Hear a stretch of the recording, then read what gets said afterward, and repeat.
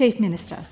Madam Speaker, I rise to deliver the Ministerial report on Tropical Cyclone Fina, notified on 24 November 2025. Please continue. Madam Speaker, I rise to deliver this ministerial statement this morning on the first sitting day after what has been a very tough weekend for thousands of people living right across our top end. And this weekend has made me very, very proud, Madam Speaker, to be a Territorian. We were prepared, people took the warning seriously, and while Cyclone Fina was the very first cyclone for this wet season and unusually early, people were prepared and they did heed those warnings. Our Northern Territory Emergency Services had been preparing since that low pressure system was first established in the week prior. And our hardworking and our courageous police and emergency services officers executed long-held, tried and tested plans to make sure we were prepared and to keep Territorians safe. On Wednesday, we stood up our Emergency Operations Centre out at the Peter McCauley Centre. And that centre, Madam Speaker, was led by Police Commissioner Martin Dole as the Territory Controller and was complete with officials from the Bureau of Meteorology, the National Emergency Management Agency, the Army were in there, Madam Speaker, along with our own emergency management experts that formed a lot of our key functional response groups, including animal welfare, critical goods, digital and telecommunications, emergency shelters, engineering, an industry group, medical group, public health and public information, just to name a few, Madam Speaker, all co-located in one room in one location. We also, very importantly, Madam Speaker, right from last week when we were still preparing for what was to come, embedded a team of recovery managers into the Emergency Operations Centre who were already planning forward for what this week would look like, Madam Speaker. We also stood up our local emergency committees, and they're the teams that are actually out on the ground in affected locations. They were stood up very early, given the right information, connecting in with the Emergency Operations Centre, and then able to be a direct feed of what was going on the ground, and equally providing really important information to communities. It allowed the Incident Controller, Superintendent Kirsten Engels, who did an excellent job, and Regional Controller, Acting Assistant Commissioner James Allen O'Brien, the opportunity to have that right intelligence on the ground and to be able to then make sure that communities were as prepared as possible. And of course, in those earlier days, as we led into Saturday, Madam Speaker, the community of Minjalang was looking to be most impacted, Warrawee, and of course then across to the Tiwi Islands. Secure NT became everyone's centralised go-to point of truth for information, and at times of emergencies it's very, very important that Territorians have confidence in a point of truth and that there is one place in which people can get the right information updated at the right time. And so a lot of work was done last week to make sure that people were out getting their preparations ready for their cyclone kit. We have a lot of Territorians, of course, who are survivors of Cyclone Tracy, who are very vigilant and obviously very well aware of the destruction that a cyclone can cause. We have a range of Territorians who've been through many cyclones before, and it's just they're not particularly concerned. They just get on with the job of being prepared. But then we had a lot of new Territorians whom this would be their first cyclone, and so there was, to a degree for those people, a sense of uncertainty, and that preparation was really key. That they had the right messaging about what was required of them. And of course, in the Territory, people need to be able to look after their families to keep them safe and fed with clean water and supplies for 72 hours. And so that message was being pushed out through all of those official channels so that people were prepared. We also took the step to surge additional police and even firefighter resourcing into Warramunga, Minjalang and Warrawee to make sure we had extra hands on the ground, and that all of the feedback I received from those communities that was really reassuring and really well received. And it allowed that ability then straight after the cyclone, as dawn broke on the following day in those various impacted areas, for that recovery immediate impact assessment to be done, to see the level of destruction, what was required, what services and impacts had been made, and we could then provide that earliest opportunity for response as soon as possible, Madam Speaker. There was a lot of media, of course, as well, to make sure that people were kept up to date, and people were obviously tuning in very closely to the ABC, for example, who continuously provided the updates, and I thank everyone for that, Madam Speaker. It allowed people to be really prepared, to be comforted by the fact that they had the most up-to-date information, and it allowed them to anticipate and make the very best decisions for them, their families, their pets, their businesses and their staff. Madam Speaker, we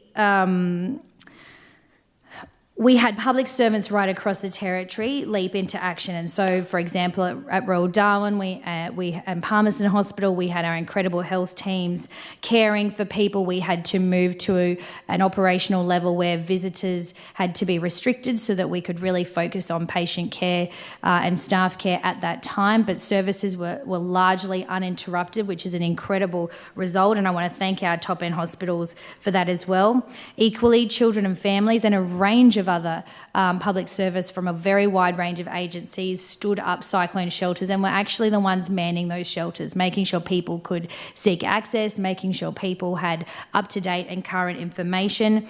Our education system, of course, had nearly 200 people out over the weekend working with schools, police and the Department of Logistics and Infrastructure around the safety of each individual school to make that decision around whether that school would be safe to reopen on Monday morning. And I thank everyone who was involved in that for the extraordinary effort that they put in to make sure that the best information and the best decision making could be made at the right time for the benefit of Territorians. Madam Speaker, we had the Department of Logistics and Infrastructure, importantly, doing the road reports. Of course, with any cyclone event, you expect flooding as well, and we certainly have seen significant flooding in various parts of the top end, Madam Speaker. The port was required to close, the Nightcliff Jetty closed, and we opened cyclone shelters early. So on Friday, we closed schools and opened shelters in Mingelang, Warrawee and across the Tiwi Islands. Flights were cancelled from Darwin Airport from midday on Saturday. We opened shelters really early in Berry Springs and in Waggai from 9 a.m. on Saturday morning, and then the other sort of Darwin region shelters followed after that. And in the end, Madam Speaker, approximately 500 Territorians used the 20 shelters that were activated right across the region. Social media is an ever-increasing role in communications in people's lives, and it was no different for this emergency weather event, Madam Speaker. By 3 a.m. on Sunday, Secure NT's Facebook had 210,576 views of the live stream of Incident Controller Kirsten Engels.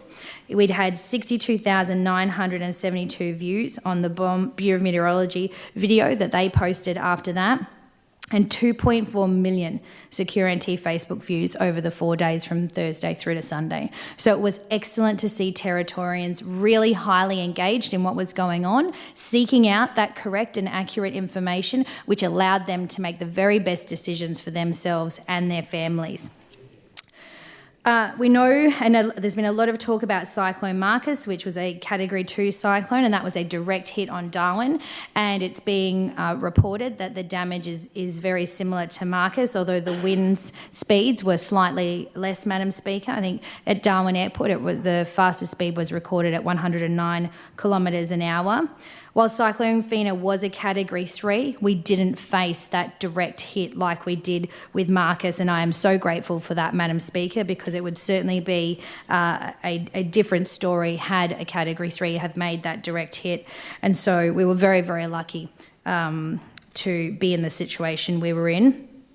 Fina was the first cyclone for this cyclone season, and it did form in that early hours of Wednesday, 19 November, in the Western Arafura Sea just north of Darwin. By 4:30 Friday, she was a Category 2 cyclone with sustaining winds near the centre of 95 kilometres an hour with wind gusts of 130 kilometres an hour. It was about 270 kilometres northeast of Darwin, or 60 kilometres north of Minjalang, and it was slowly moving southwest at that point.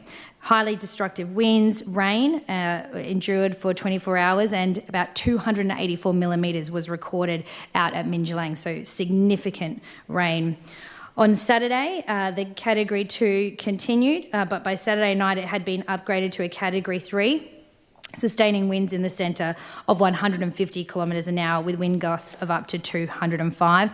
And at that point, Madam Speaker, it was about 40 kilometres off the northeast coast of Darwin and 30 kilometres southeast of Warramiunga. And so our concern very much was for those remote communities who would bear a bigger brunt of the cyclone than Darwin would, and it was excellent to have our local emergency teams out on the ground supporting communities and traditional owners to be getting the messages out to people, and people were extremely excellent in their response in terms of going to shelters early, heeding those warnings, making decisions to shelter in their homes. And our local teams of police were out making sure if people were not in a suitable location that they were encouraged to go, and safer places were found for them to be able to shelter. Which was an excellent result, and I really want to thank our teams on the ground for that. I spoke to a lady in Millicarpity who likes to be called Big Croc, and I'm sure my colleagues opposite would know Big Croc. She'd already taken shelter in Millicarpity with her granddaughters when I spoke to her, which again just reinforces the fact that people were getting in very, very early. And everyone, despite the threat that was looming and the fear around that, people were in really good spirits because they were prepared, which again was excellent. In Middle Point, we had recorded the highest amount of rain with 430 mils in 24 hours, which is a huge amount of rain, Madam Speaker. And of course, it's no surprise we have a number of trees down right across all of the affected areas. Unfortunately, Madam Speaker, we came out of this with no injuries and no significant property damage. Of course, there are trees on people's roofs, but there's been no catastrophic level infrastructure damage, and ultimately the fact that everyone is safe is our greatest priority, and I'm so grateful for that, Madam Speaker. The cyclone has now moved into WA, and we are glad to farewell her, Madam Speaker, and of course thinking of the Western Australian community as now they grapple with the storm. Madam Speaker, our Northern Territory Emergency Services volunteers were out the door at 7 a.m. On Sunday morning. They were very, very keen, and these are our volunteers out there in the orange. They've been the ones who have been clearing the roads, clearing pathways to make sure that we can get emergency vehicles in and out and get everyone back to business as soon as possible, and they've done an incredible job. As soon as it was deemed safe, I went out and visited some of the teams. We were at a lady's house, a lady called Amanda, at her house. She'd had significant trees come down on her roof and water had been leaking through her ceiling fan. And so a team of 4 NTES volunteers were out there securing, making it safe, and then of course getting rid of the trees, tarping up her roof to make sure that she would be safe to be able to stay at home and safe and dry. And I thank them very much for that, Madam Speaker. And you could see even by about 1 o'clock Sunday afternoon, major roads had been cleared. So much work had already been done from the volunteers who'd gotten out, plus all of the Territorians who got out with their chainsaws and their saws and were helping neighbours. I mean, people were trapped in their homes because there were large trees over driveways and various other situations, as you could imagine, and everyone just chipped in to get the job done. Of course, that job remains ongoing, but it has been a very, very speedy recovery phase to this point, Madam Speaker, and I'm incredibly grateful to that, and to members in the chamber who've been out supporting their communities as well, Madam Speaker. We saw significant power outages, 19,500 homes and businesses without power, which is enormous, Madam Speaker, but that figure had reduced by half within the first 36 hours, and it continues on a significant pace. I'm expecting Power and Water to be able to give greater updates on that today, Madam Speaker, and certainly we know there's a priority for today around Lee Point Road, Berrima, Jingley, East Ellewa and Ludmilla. That is Parramatta Corporation's focus for today. And we have about 5,000 homes left. And we want to give those people as much certainty as we can around the timelines that they can expect to have fire restored. We have now moved to the recovery phase, Madam Speaker. That transition happened yesterday afternoon. And so Commissioner Dole, as Territory Controller, steps back, and Lucio Ciccarelli, who is then the Recovery Controller, steps in with his team to move through this next phase of cleanup.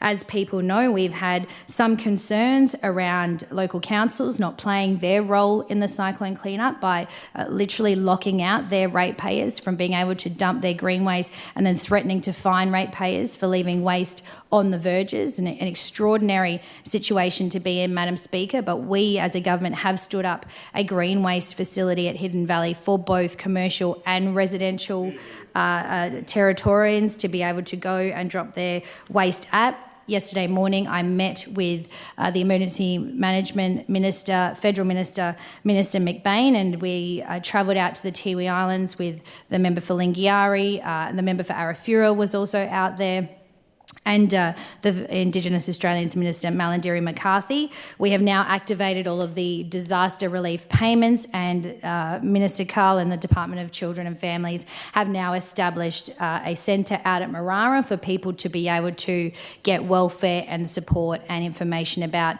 the payments as well that people, the varying payments that people can access, Madam Speaker.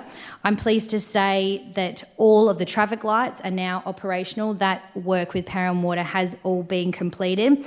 And today, Northern Territory Emergency Services will be making an announcement around bringing forward the ability to access burn permits.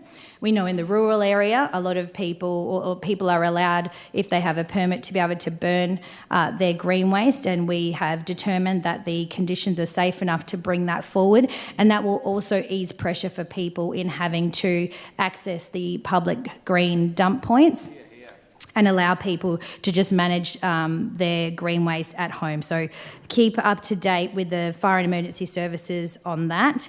We were able to restore another 1,000 homes overnight as well, but as I said, there's still 5,000 people who've been without power since Saturday, and that is a very long period of time, Madam Speaker. Patience is absolutely growing thin, and rightfully so, and what we have been focused on as a government in this recovery phase is back to business, back to usual for people as soon as possible, and giving them all of the information and support that they need.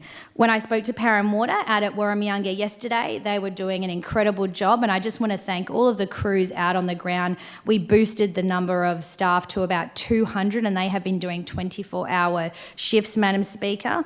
And they were literally up in the power line yesterday when I spoke to them in Warramyunga, and 95% of that community is now back online, which is great. And I was able to go around and tell community members who'd already had a lot of power restored, but that power was coming online, and I think the member for Arafura will agree. Everyone was very, very happy. People were keen to get back to work. I spoke to a lady. There was a huge tree tangled in the power lines in her suburb out at Forestry, and the next door neighbour, she was saying, "I've got to get to work. You know, you guys have got to sort this out." And the teams were out there yesterday afternoon, so and they'll be on the ground for a couple of days, as I told the member for Arafura. We had about 500 calls for assistance, Madam Speaker. 55 volunteers were dispatched. They completed over 100 jobs so far. We have the 1800 TC Fina helpline between 7 a.m. and 7 p.m. Yesterday, and we've had volunteers from right around the Territory fly up, from Alice Springs, Tennant Creek, Katherine, Nhulunbuy. People are coming in to help, and we appreciate that so much. We're very pleased to see that as of yesterday, buses, so school buses were working, public buses were back to normal, the port was open, the airport was open, the ferry and barge services have reopened, which is excellent to get resources out to our communities and movement back to normal, Madam Speaker. Largely schools are open. I think there might be 3 schools. We're down to 1 school that isn't open, Madam Speaker, which is excellent. And again, that recovery work continues. I just want to thank Territorians and our emergency services and our public sector and all of the volunteers and everyone who has come together to support this effort. effort. The lesson out of this cyclone has been that preparedness is everything, and I think the largely good result that we've seen and the ability to respond has been because people did the right thing. And I'm so absolutely grateful and proud of that, Madam Speaker. It was a really good outcome, and so now we just must continue with laser focus to be cleaning everything up, getting people well supported, getting power back on is an absolute priority for us, Madam Speaker, and making life for people as easy as possible as we can to make sure that everything is cleaned up and back to how it should be, Madam Speaker. But it's been a huge weekend for a lot of people, and I just want to thank everyone for their patience and support throughout all of that. To our Emergency Operations Centre team, I mean, they were locked in that building for 24 hours, Madam Speaker. They slept there. They lived and breathed this thing to make sure that Territorians had the right information. I'd like to thank the federal teams who were embedded in our EOC right from the start. That collaboration and information sharing is incredibly powerful, and to have particularly Bureau Ian and his team in there was excellent. The coordination with the military and the National Emergency Management, it all made it tick. So I want to thank the teams who've been stood up and now stood down. I hope they're getting some rest, and the new teams who've been stood up to move through the recovery phase, and ask Territorians to continue to be patient as we move through these final 5,000 homes. Madam Speaker, I move the report be noted. Leader of the Opposition. Thank you, Madam Speaker, and I thank the Chief Minister for bringing forward this ministerial report and, of course, a very important discussion for the Chamber on behalf of Territorians today. And before anything else, Madam Speaker, I want to begin by acknowledging the extraordinary work done by the Northern Territory Police Force, our fire and emergency services, through the Department of Children and Families. I know there was welfare teams out ahead of Cyclone Fina throughout the Territory to ensure that people had the most up-to-date information, and particularly when shelters were being stood up on Saturday. Madam Speaker, when Territorians were at their most vulnerable, our frontline responders were at their best.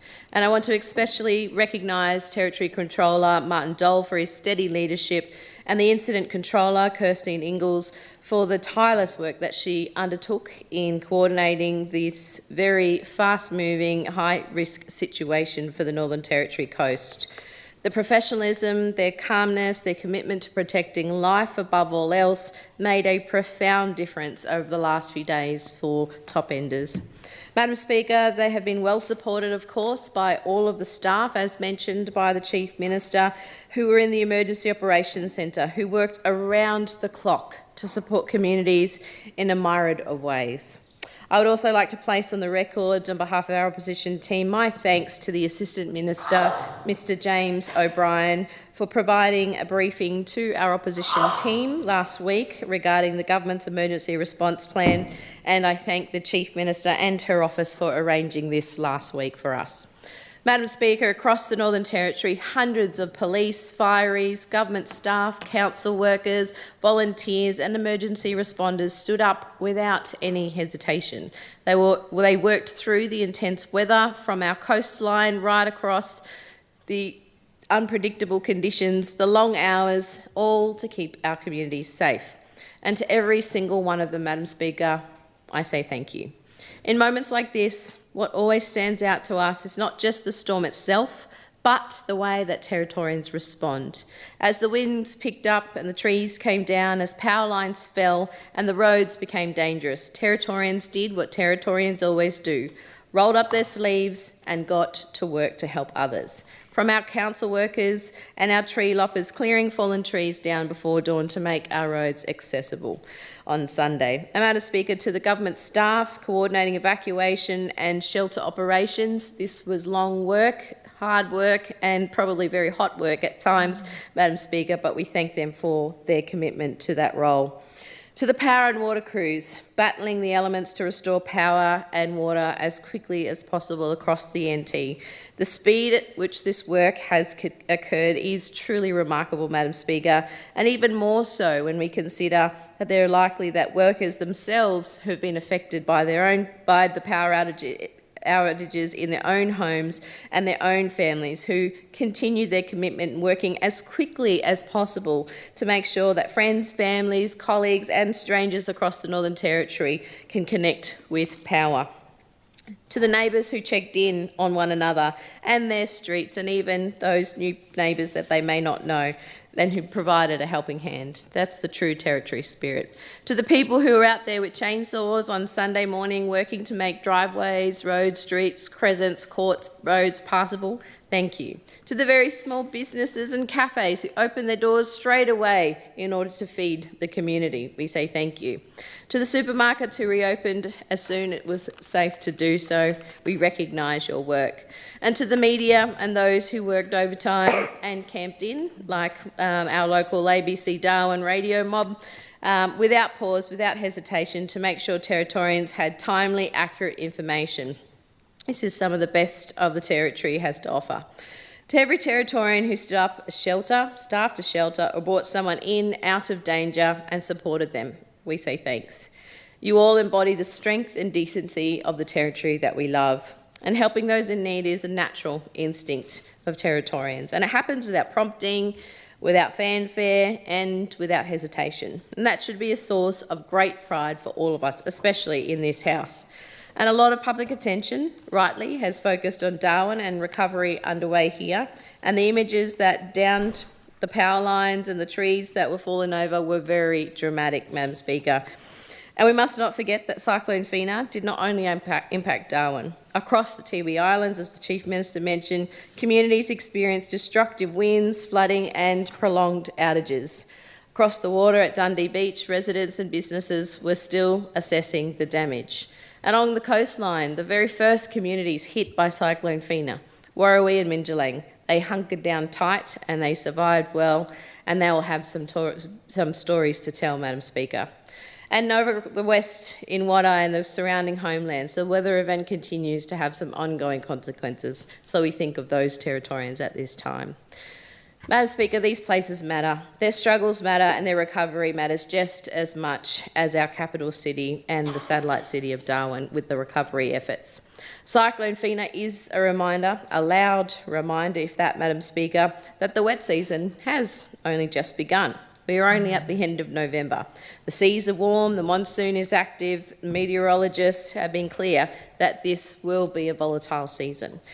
There may be many aftershocks from this weather system. Some weak trees may fall later, so please stay alert. Damaged infrastructure may fail unexpectedly, so please take care. And more systems in our weather cycle may develop, Madam Speaker. So I encourage every Territorian to keep your emergency kits stocked, to keep your plans up to date and to stay vigilant. This is not alarmist, Madam Speaker, this is responsible, because if Cyclone Fina has showed us anything, as the Chief Minister has said, that preparation matters. That brings me to something we must face honestly, Madam Speaker. Every time that cyclone comes through, whether it's Carlos, Marcus and now Fina, we repeat the same cycle of commentary. Power failures, massive outages, seniors and families struggling in the heat, businesses unable to operate, essential services straining under the load, finger-pointing and excuses about undergrounding power. We are, and well and truly, Madam Speaker, now past the point of debating whether underground powering is necessary. It is necessarily, objectively and unquestionably. What is not necessary or useful is the Territory falling into the same old tide pattern every couple of years. One government begins undergrounding, the next scraps it, then comes the blame, then comes the outages, then comes the outrage, and then the politics of the day moves on until the dry season. Madam Speaker, when thousands of Territorians are sitting in homes right now without power, unable to refrigerate food, unable to run medical equipment, and unable to sleep in our wet season heat, this is the kind of political back and forth that really frustrates people. It is bitter, it is counterproductive, and quite frankly, it is beneath us as a mature jurisdiction and a very proud one. We must be honest, the cost of doing nothing is not zero. Every cyclone, Madam Speaker, that hits above ground lines brings millions of dollars in damage, loss of productivity, a risk to public safety, a harm to businesses and avoidable hardship. The conversation now must be responsible, mature and grown up. What is the plan? What is the timeline? What is the funding strategy? And how do we ensure that once we start, that we do not stop? That Territorians, no matter who is in government, Madam Speaker, deserve that certainty, deserve that security and deserve that action. Not another round of he said, she said and all that crap that people get sick of politicians doing. And after the next cyclone tears up another suburb apart, then the same conversation starts again. Surely we're better than that, Madam Speaker.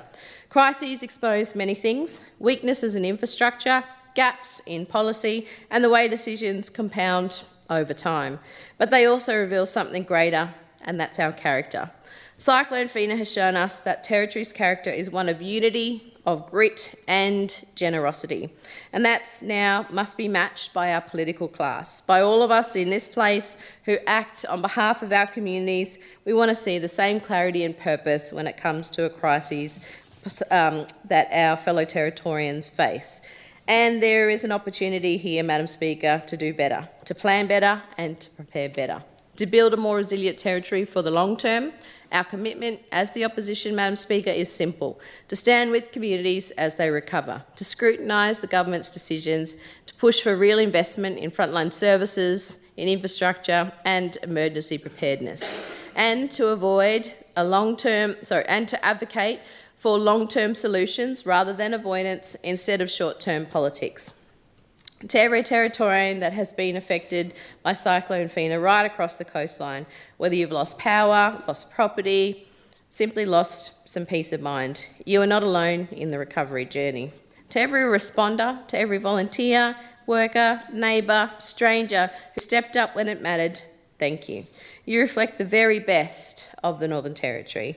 And to all Territorians, as we move deeper into the wet season, I urge you again to stay prepared, to stay connected and to stay safe. The Territory is strong, our people are stronger. Together we will get through whatever this season brings. Thank you, Madam Speaker. Minister for Education and Training. Thank you, Madam Speaker. I rise to speak on this ministerial report to thank our hard-working emergency services, first responders, volunteers and community members for their hard work and dedication in preparing, during and in the recovery of Tropical Cyclone Fina. Many schools became cyclone shelters and many principals, teachers and Department of Education and Training staff volunteered at those shelters, and from the bottom of my heart I want to say thank you for going above and beyond to support our fellow Territorians. A total of 196 department staff worked tirelessly over the weekend in school shelters, supporting emergency management and supporting schools across Darwin and the top end. Their dedication exemplifies, and I think the Chief Minister and the Opposition Leader have spoken about that this morning, about our values of commitment to service our schools and community and keep Territorians safe. When times are tough, that's what we do here. We pull together and help each other out. Just ordinary people lending a hand because they can. Thank you to the people who were behind the swift reopening of our top-end schools, Susan Bowden from the Department of Education and Training, our hardworking teachers and principals, Power and Water Corporation, Department of Logistics and Infrastructure, and the list goes on, Madam Speaker. Their efforts have ensured that our schools are safe, prepared and ready to welcome students back to the classroom. I'd like to thank the principals who on the weekend worked incredibly hard attending school grounds, assessing the damage, coordinating with contractors, Power and Water, and for working with us to get schools open. I just want to give a bit of a shout out too to the team of NT Emergency Services. There was a small team from Katherine that met Alice, NT Emergency Services people, halfway and then brought a heap of sandbags up to Darwin and dropped them off in Palmerston. So to Lisa, TJ, Spot, Tate and Ron, thank you very much. And again, you know, NT Emergency Services do a fantastic job.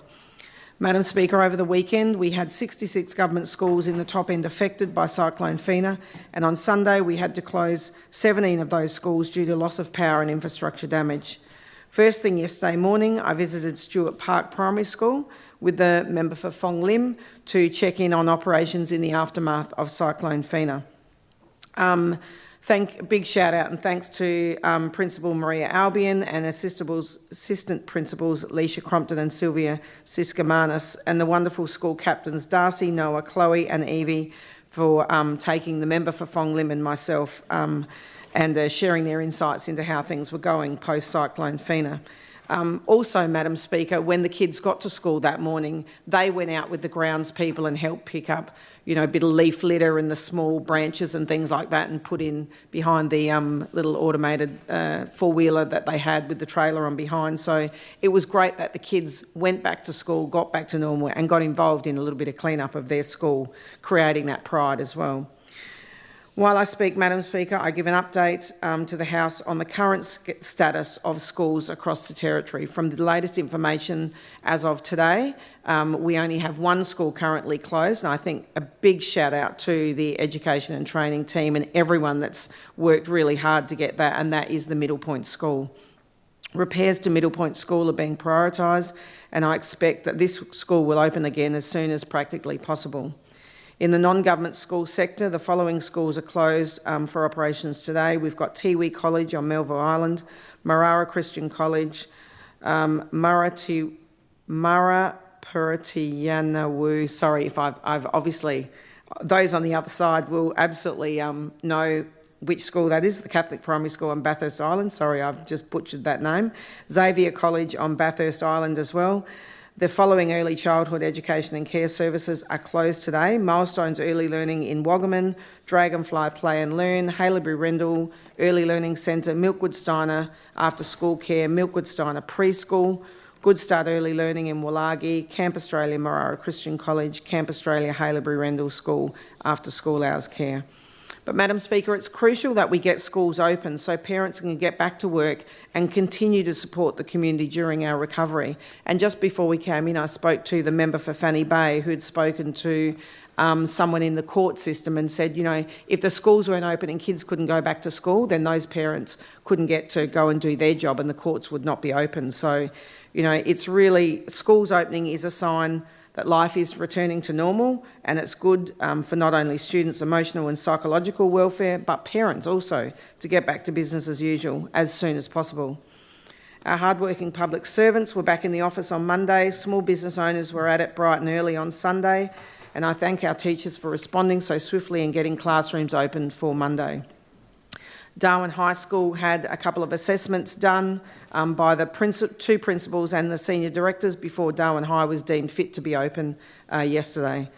And whilst I didn't personally experience the cyclone, I did drive up on Sunday from Katherine. There was quite a bit I ran into some friends in Adelaide River. There was quite a bit of rain along the way. Kumali and Acacia, you could see where the rain had just roared through there in the creeks. There was many people leaving Darwin when I left and went home on Friday. The road was very busy, lots of caravans heading out. Unfortunately, on Sunday, it was a very nice drive back. The road was very clear, so there wasn't many people on the road on Sunday, Madam Speaker. One thing I did notice driving through Palmerston and into the Darwin City, the amount of fallen trees and debris on the road, a few signs over. I was surprised to hear that the Darwin Litchfield councils, and I'd heard that on the radio coming up, Madam Speaker, that they didn't allow residents to drop their green waste at the council dumps on Sunday. I did hear again on the radio this morning that the dump is still open and that people would be fined $1,000 for leaving stuff on their verge. I find that incredible. Many people that were able to dump their green rubbish on Sunday, given that people were at home, would have been an opportunity for the dump to be open on their day off and get rid of their waste. As we know, Territorians pay rates, they pay for these facilities to open, and they should be able to be accessible, I think, after a cyclone. It's quite extraordinary. In response, Madam Speaker, our Northern Territory Government has stood up a public available green waste dump point at the Hidden Valley Raceway car park for residents and also commercial operators. I understand Litchfield Council has now opened their dump for residents as well, and it makes, as I said, no sense to close the dump on a weekend when everyone has the day off after a cyclone. So just you know, it was great to see many people getting out and helping each other. When I went for a walk yesterday morning, I saw some people helping their neighbours. When I went over to the school in Stewart Park, I saw neighbours going across with chainsaws and saws and whatever to help neighbours across with their fallen branches down. I know that we had the member for Drysdale, the member for Blaine and the member for Sanderson all out there with their chainsaws helping each other. But I think, you know, as we all know, that's what Territorians do in times of hardship. We get out there and help our mates, help each other, help your neighbour, and I think it was great to see that right across the Territory. And, you know, as we move back to normal, I look forward to seeing the parks and that getting cleaned up in due time. Thank you, Madam Speaker. Member for Karama. Thank you, Madam Speaker. And can I just say, I'm actually very grateful that we survived Cyclone Fina. And I know a lot of residents were worried about, you know, fallen trees, fallen power lines, etc., and loss of power. And they had to adapt their lives. They had to adapt their lives, Madam Speaker, because their priority was to keep their family and friends safe, as it should be, as it should be. But let me say, I thank God we did not have a loss of life. We did not have a loss of life. Unlike those who had to deal with Cyclone Tracy just over 50 years ago. So when I reflect on that, I'm really grateful. And so I do take a little opportunity of saying a little prayer to say thank you for that. I think it was a blessing for all Territorians. And I think we need to put things in perspective sometimes. Madam Speaker, what was one of the core characteristics that came out of this whole exercise? We didn't want it, but it happened. And may I say, sometimes shit does happen and you have to deal with it. But I tell you what it did bring out. It highlighted to me resilience. The resilience of Territorians to deal with these hardships and to get on and recover. That to me is inspiring. And I think the role of government here is to tap into that resilience, help Territorians to do what they know on the ground they can do best. And I think we've seen a number of examples of that. I think even at a very personal level, in my own electorate, I saw neighbours coming together to help each other. There were trees across the roads. You couldn't get out. And they were blocking the road access to get out to the main arterials. Neighbours came together. Those with chainsaws, those whatever, they came to cut those trees back. And guess what? A lot of those trees were council trees. And where did they go and put the leftover trees? On the verges. On the verges. It's common sense. But I'll come back to that point later. But it's a really important point. It's about how neighbourhoods get together. They go and check on the welfare of their friends. They go and say, hey, there's a couple of elderly people here. We better make sure they're okay. That's what inspires me. And I think this happened across the whole of the Territory, not just in Darwin, but I know there was support from all across the Territory to help people here. When I went round Malak myself and Karama, I took a drive round there myself. I went up to my office. But I went past Malak shops, Holtzland Park. There would have been 5, 10 big trees down on that park itself. But there were 2 or 3 that were down lying across Malak Crescent. Malak Crescent.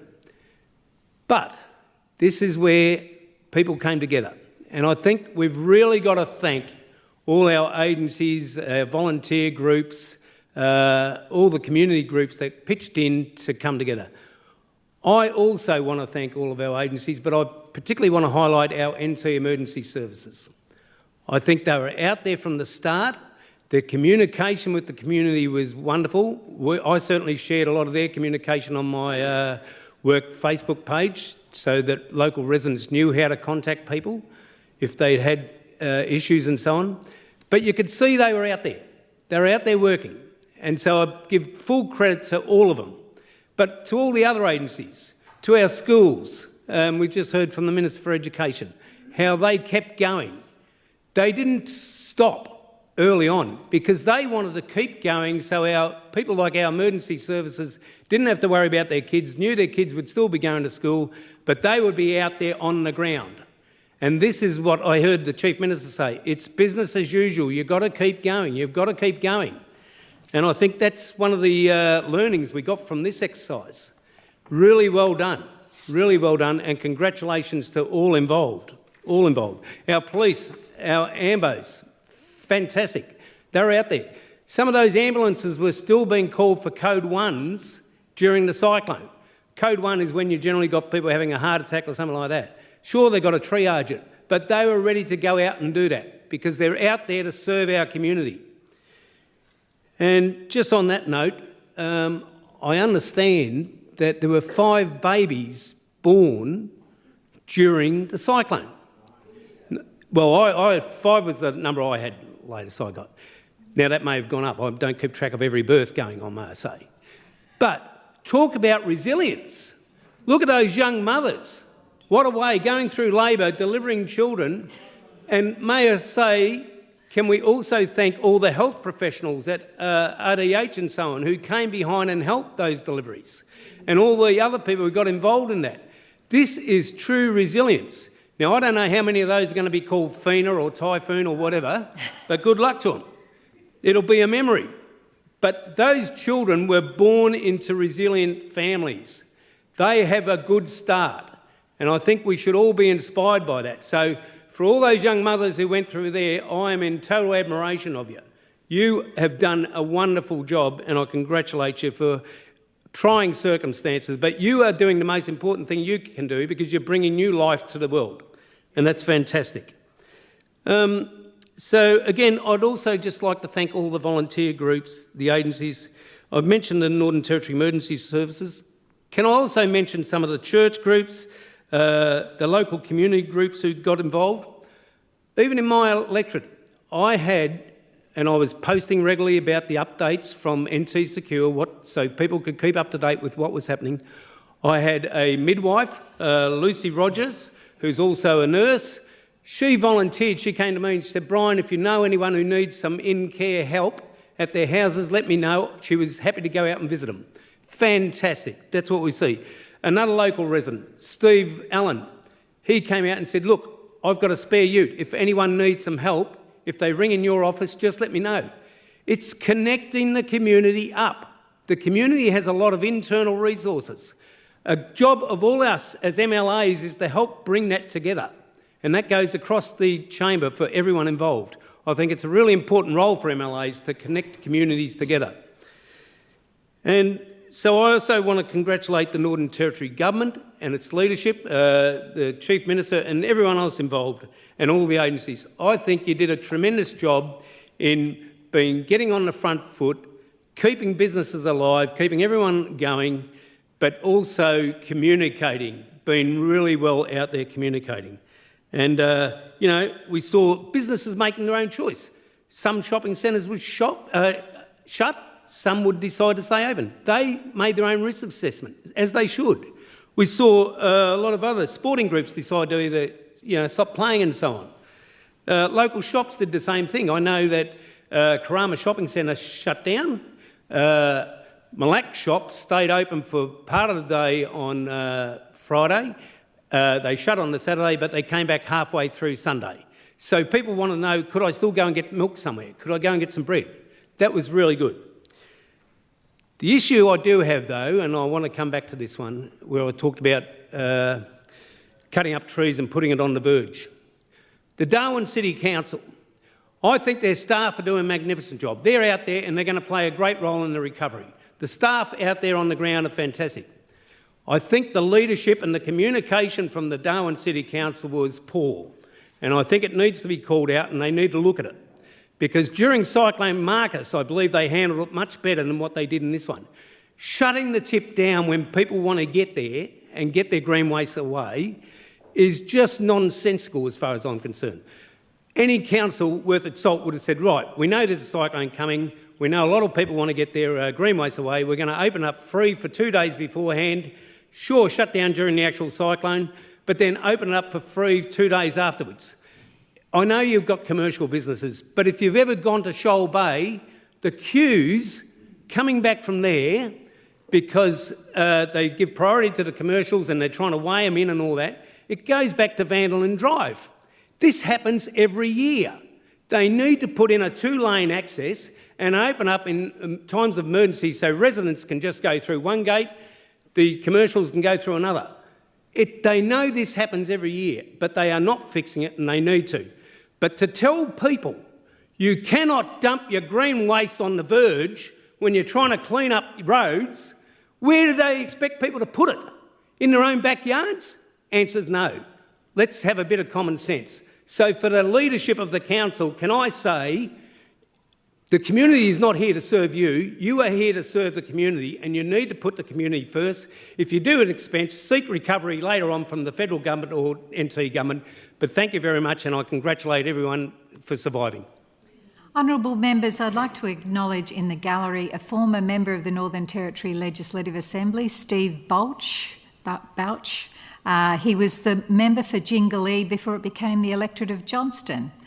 So on behalf of honourable members, I wish you a warm welcome. Treasurer, member for Namatjira. Thank you, Madam Speaker. And whilst those of us in Central Australia, we occasionally face some serious storms and a bit of a blow, and our community always pitch in and help each other out.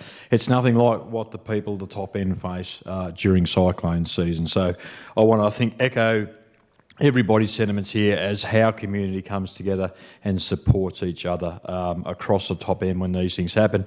And the people in Central Australia, I can tell you honestly, were thinking of their friends and colleagues up here in the top end as you went through Cyclone Fina on Saturday night. And Madam Speaker, at the peak of Cyclone Fina's impact, there were nearly 19,900 customers across the Darwin and Katherine network who lost power. And as of Monday evening, around 14,900 have already been reconnected, with approximately 5,000 customers still to be restored as crews work through the remaining complex repairs. And these are the facts, and our focus remains on completing this work as quickly and as safely as possible to restore power to those customers. And I want to particularly acknowledge the thousands of Territorians who have faced significant disruption over the past few days. Many households have dealt with long outages, damaged yards and loss of food, and I also thank those who have checked on their neighbours and supported one another as Territorians always do during severe weather events or other emergencies. And I will also acknowledge the astounding efforts of Power and Water's staff and contractors. Their preparation, as the Chief Minister said, began well before the system crossed the coast. The call centre, run remotely by the Alice Springs team, handled more than 3,300 calls and nearly 3,000 emails and 2,200 web messages, with over 120,000 website visits for updates being looked after by the team down in Alice Springs. And on the ground, there were 33 field crews assessing damage across the Greater Darwin area, disconnecting unsafe sections, and then began the safe re-energisation as soon as conditions actually allowed. And restoration work continued throughout the night. And excuse me, and most of the CBD, inner suburbs, Palmerston, rural areas, and parts of the Tiwi Islands have now been reconnected.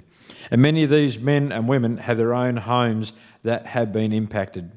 So their own homes are impacted and they're out there working to support their fellow Territorians. Madam Speaker, as power continues to be restored, it is natural for Territorians to ask how our network can be strengthened for the future. And of course, that is a sensible conversation, and one this government is already approaching through proper planning and evidence. But Madam Speaker, what is not sensible is the position put forward by the opposition. They've immediately rushed out to call and immediately reinstate their old undergrounding program, presenting it as a simple and obvious fix in the middle of cyclone recovery. It is being offered as a plausible sounding solution at a moment when people are understandably frustrated, Madam Speaker. But sounding plausible is not the same as being deliverable or being affordable, or actually being grounded in fact, Madam Speaker. Madam Speaker, this government is focused on reconnecting homes safely and steadily. Meanwhile, Labor has reached for the easiest headline available, with no updated costings, no delivery plan, and no explanation of why they failed to implement the very same program when they were in government for the last 8 years. The facts matter, Madam Speaker, so let's walk through them. In 2022, Labor announced it would underground the high-voltage backbone in suburbs for $60 million, leaving thousands of residential lines exposed to falling trees and debris. That was the headline. It was not backed by a deliverable program. The moment they confronted the real requirements, they stepped back, Madam Speaker. 2 years later, they quietly conceded that $60 million would not cover 13 suburbs, but it would only actually cover 3. 13 suburbs, Madam Speaker, reduced to 3. That's not a plan, I can tell you, Madam Speaker. That's an absolute retreat. Now, during a cyclone recovery, Labor is attempting to rebrand this abandoned commitment as if it were fully costed and ready to begin. But the updated reality, as advised by Power and Water, is particularly stark. Undergrounding the original 13 suburbs would cost up to $1 billion in today's dollars. That's $1 billion borrowed, Madam Speaker, another $1 billion added to debt, and approximately $50 million in interest every single year for decades. To cover that, Territorians, including small businesses Labor claims to represent, would face around $450 extra per household per year just to service the interest bill. That is not resilience. It is not affordability. It's a billion-dollar idea without a billion-dollar plan. Labor knows this, Madam Speaker, and that's why they did not deliver it during their 8 long years in government. They saw the numbers and they walked away.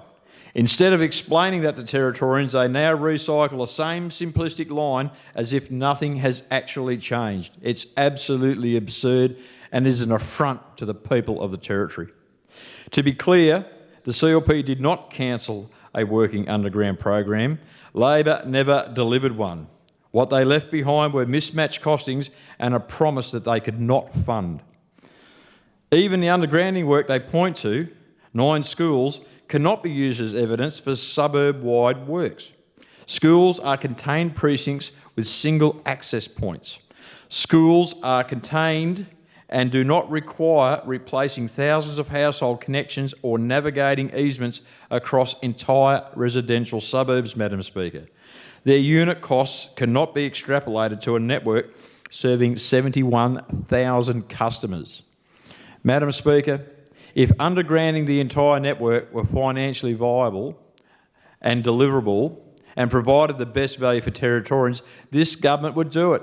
But we would not pretend a nearly $1 billion price tag can be absorbed without actual consequence. We will not pretend something is simple just because it sounds simple at a moment of frustration. We will not gaslight the people of the Territory. Our responsibility is to restore power safely, strengthen the network where it delivers genuine value, and be upfront with Territorians about what is realistic and what is not. Labor offered a line before. They are offering the exact same line again now, Madam Speaker.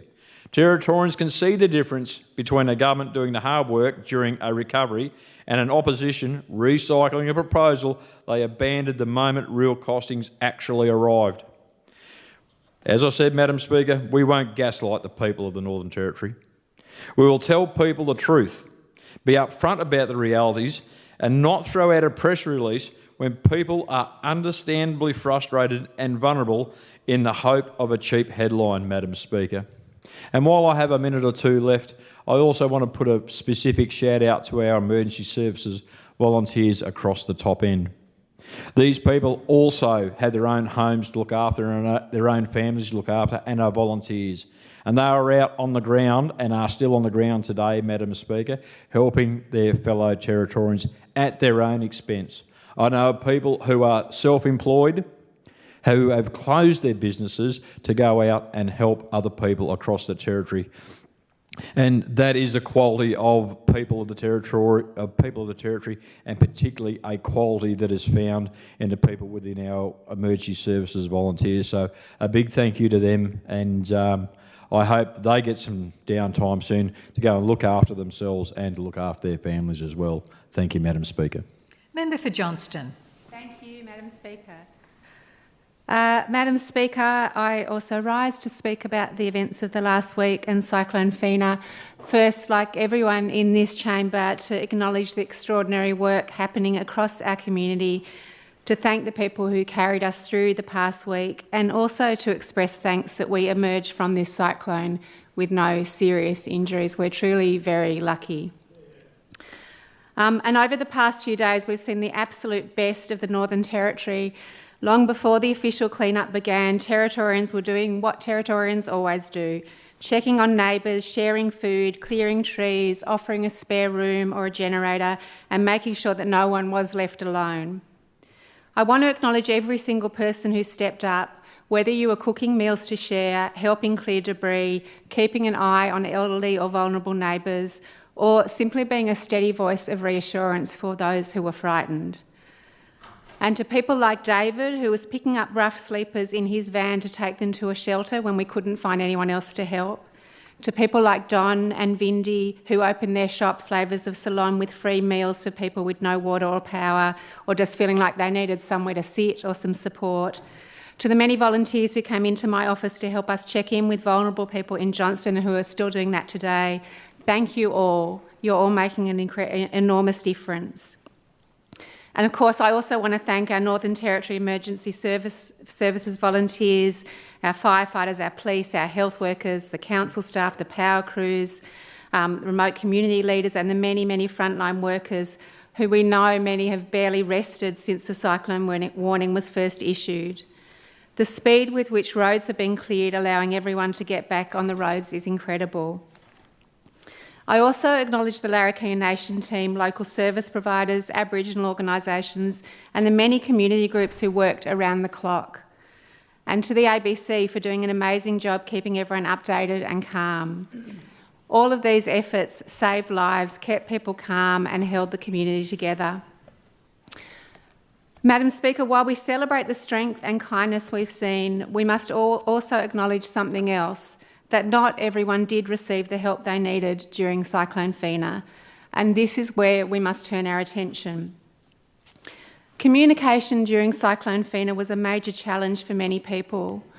I want to acknowledge the very positive steps. Messaging in Tiwi language and Auslan was extremely important and helped many families feel safer and more informed. But we simply need more. Many other Aboriginal language groups had no clear information in their first language, and that left people feeling confused and anxious. There was also confusion about which services were doing what, who to call, how to get advice, and what support was actually available. Even community organisations that wanted to help didn't always know where to direct people. In an emergency, clarity saves lives and time can save lives. Shelter access was one of the biggest issues raised with me during and after the cyclone.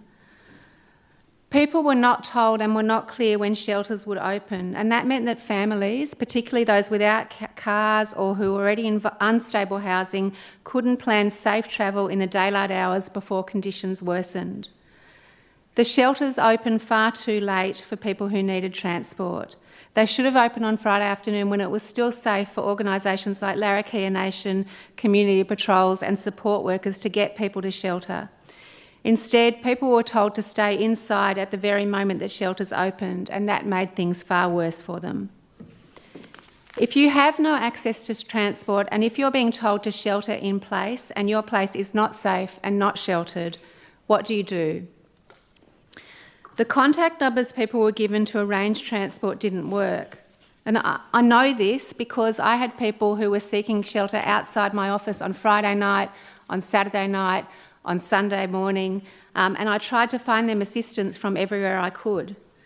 The 1800 homelessness hotline, which I was given by the services, wasn't operating over the weekend. Urgent messages left asking them for help on Friday were returned on Monday morning, which is obviously far too late. Larrakia Patrol stopped answering calls on Saturday morning. The Cyclone hotline told people needing urgent transport to a shelter to call for a taxi, but that doesn't work if you can't afford a taxi or you don't have a phone. It doesn't work for someone fleeing unsafe conditions, and it doesn't work for the vulnerable people who need us most. In Tiwi, buses were running to pick people up and take them safely to shelters, and that is exactly what we could have done here in Darwin and Palmerston. But here we had no number to call, no way for services to coordinate, and no safe transport for people who needed it. And when people finally arrived at shelters, people who had no food, no dry clothes and no supplies, there was nothing for them. The next morning, on Sunday morning when shelters closed, people were told to leave without any coordinated assistance to help them get home. Many didn't know if buses were running. Many had nowhere else to go. Many were wet and hungry. I had people calling my office saying, where can we send these people? I tried to find out. There was no answer. I made a lot of peanut butter sandwiches and cups of tea, though. These are not small administrative issues. They're system failures that deeply affect real people. Madam Speaker, every single person who worked through Cyclone Fina did their absolute best. This is not about blaming individuals. This is about making sure that we build systems that are strong enough to ensure that no one falls through the cracks. Madam Speaker, I've also received countless calls from constituents furious about the underground power plans that they say have been cancelled in their suburbs. I just heard the Treasurer say they haven't been cancelled. I heard a different thing 18 months ago in this chamber. We know that Power and Water are working tirelessly, and it's incredible how fast and hard they have been working to restore power, and I know every single person is very grateful for this, and thank you so much to all of these workers. I'm lucky enough to live in Milner, where we have the underground power that was committed to by government in the past, but residents in the other suburbs in my electorate, Alloa, Jingley and Moyle, among many other people in Darwin suburbs, were without power for days, and many are still without power. Elderly and vulnerable people who need electricity for many things, including medical reasons. Some of them were lucky enough to have another place they could safely go, or some went to a hotel or an Airbnb, but for so many people, this is not an option. We know reconnecting damaged power lines is costly, time-consuming and creates avoidable health risks to people suffering through intense heat and humidity with no fans, air conditioning, and currently in the mosquito plague that we're all experiencing, that makes it even more difficult. And as I said, in some cases without critical medical equipment dependent on power, often for days after cyclones. We live in a cyclone-prone area, and investing in simple preparedness like underground power should be something we are absolutely committed to. These are the moments when communities should be able to rely on their government and to have the infrastructure in place to keep the power on and to support recovery. Underground power won't stop cyclones, but it can prevent the widespread week-long outages sometimes that follow them. And we know that cyclones are getting more intense. In 2018, after Cyclone Marcus, nearly 29,000 homes were left without power, many for over a week, and we'll soon get the data on homes left without power after Cyclone Fina. And I'll be certainly requesting information about the full cost of the clean-up and the proportion of that clean-up cost that was spent on fallen power lines. This is a failure of both governments, but when the CLP cancelled underground power plans and said we couldn't afford it, we need to ask how much would the clean-up costs be for 10 more cyclones if we don't underground power? The point is not that undergrounding power is cheap. The point is that the damage that is caused by cyclones is far more expensive. Every decision this government makes about money is a choice. We know that every dollar spent on preparedness saves several more in recovery. So the choice isn't really whether or not we can afford it, it's whether or not we prioritise it. If we can afford to spend $500 million on filling up and building new prisons, we can afford to spend less than 1% of that on at least beginning the underground power that was committed to. So, Madam Speaker, before the next cyclone, we need a real commitment to undergrounding power with a costed plan and a roadmap for implementation. We need better communication to make sure that more Aboriginal languages, clearer messaging and consistent information about which services are responsible for what is communicated to everyone. We need earlier shelter openings. Shelters must be open while it's still safe for transport services to operate, not after conditions have deteriorated. We need a functioning transport plan, a simple staff number that people can call to request pickup. Community organisations can't help if they don't know where to direct people. We need shelters with basic supplies, with food, dry clothing and medical essentials so people arrive with nothing and not left stranded. We need post-cyclone support, and I acknowledge that the centre's been set up at Marara, which is great. We also need help for people to return safely home straight after the cyclone, especially when public transport is disrupted and services are still reopening. And we need to have real clarity about roles and responsibilities. Every service, government and non-government, must know exactly what they're responsible for, and the public must know how to reach them. And I just want to say again, I know this because I spent a lot of time this weekend trying to reach the numbers that I was given to call in an emergency on behalf of people who needed help, and it did not work. So that's just not good enough. Madam Speaker, no one should ever have to call for help during a cyclone and say there's no help available. That's not the territory that we are. It's not the territory that we believe in. Cyclone Fina showed us the incredible strength of our community, but it also exposed the gaps, and this is what responsible government must focus on now. We owe it to the people who cooked meals for strangers, who cleared roads in the heat, who went out with their chainsaws, who opened their homes, who comforted frightened kids, and who kept going even when they were exhausted. And we especially owe it to those who didn't get the help they needed and went through this cyclone feeling afraid and alone. So let's absolutely celebrate the community. Let's thank everyone who has and continues to work so hard. Let's be grateful that we came through this and it was so much better than it could have been. And let's also learn the lessons, fix the systems, and make sure that next time, because of course there will be a next time, no one is left behind. Thank you, Madam Speaker. Minister for Health. Thank you, Madam Speaker. And Madam Speaker, cyclones are part of life here in the Territory, but so too is resilience, the grit and the unbreakable spirit of Territorians.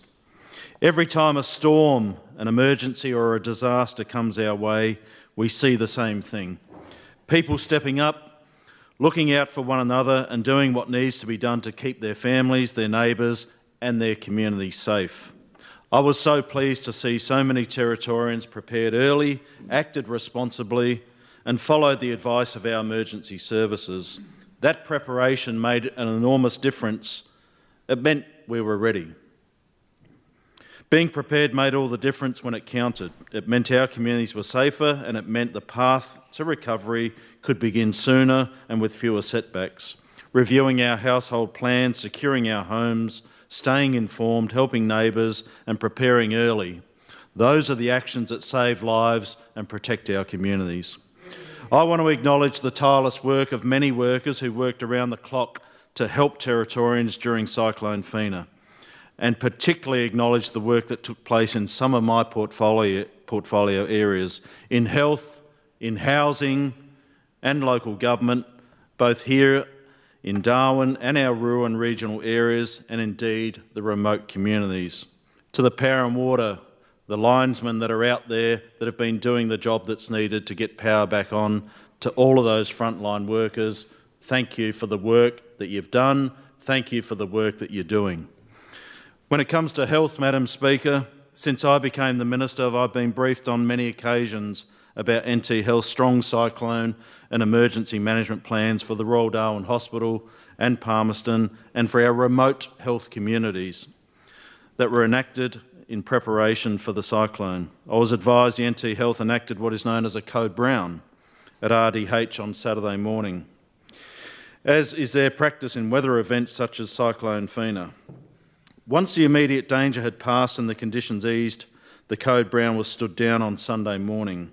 As per Code Brown protocols, I understand that many staff at the hospital between shifts were sleeping in the auditorium. They spent the night at the hospital, just to ensure they could be there to care for patients who need care when their shifts commence across the course of the cyclone impact. Madam Speaker, more than 800 staff worked or sheltered across the Royal Darwin Hospital and at Palmerston during the cyclone. So thank you to all of those staff, those that not only did their job, they stayed there overnight to support every patient in our hospital. They didn't go home, they took their bedding to the hospital and stayed there to ensure that support was available. So thank you. As has been reported, Madam Speaker, a small section of the ceiling collapsed on the first floor near the lifts of the Royal Darwin Hospital during the cyclone on Saturday night. A portion of the external brick cladding on the main building of the hospital loosened and fell onto the roof of the first floor theatre building. The bricks came through the side and ceiling of the first floor corridor, and thankfully no patients and no staff were injured. It's incredible, Madam Speaker. The area is a well-travelled area at the hospital, but nobody was injured, and I'm pleased to advise that. Madam Speaker, a small number of elective surgeries, around 16 surgeries were postponed yesterday as a result of the cyclone issues. But Madam Speaker, the RDH, our incident management team, has taken steps to ensure the safety of our patients and staff. All of that area has now been isolated while safety checks and repairs are being completed. Structural assessments have commenced immediately and they are continuing as we speak. The Royal Darwin Hospital will be guided by the Department of Logistics and Infrastructure engineers as to the repairs required and the timeframes that will require. Hospital operations continue with alternative routes in place for staff and patients. A short stay ward of 16 beds was disrupted due to the ceiling damage. This led to elective surgeries being transferred to Palmerston Regional Hospital on Monday, with a handful being rescheduled. I'm advised by Health that elective surgery from today has now resumed and is back to normal. Engineers are continuing to inspect the areas of the external facade to review it and ensure that it's safe. I want to reassure Territorians and patients and staff are safe at RDH during cyclone events and that the RDH was built to withstand Category 5 cyclones. Madam Speaker, I understand all visitors were allowed to resume their visits to patients yesterday and normal visiting rules do apply. I can say during Cyclone Fina, and I think the member for Karama raised this, there were 5 babies born on Saturday night, Madam Speaker. They were all girls, member for Karama, but none of those were named Fina.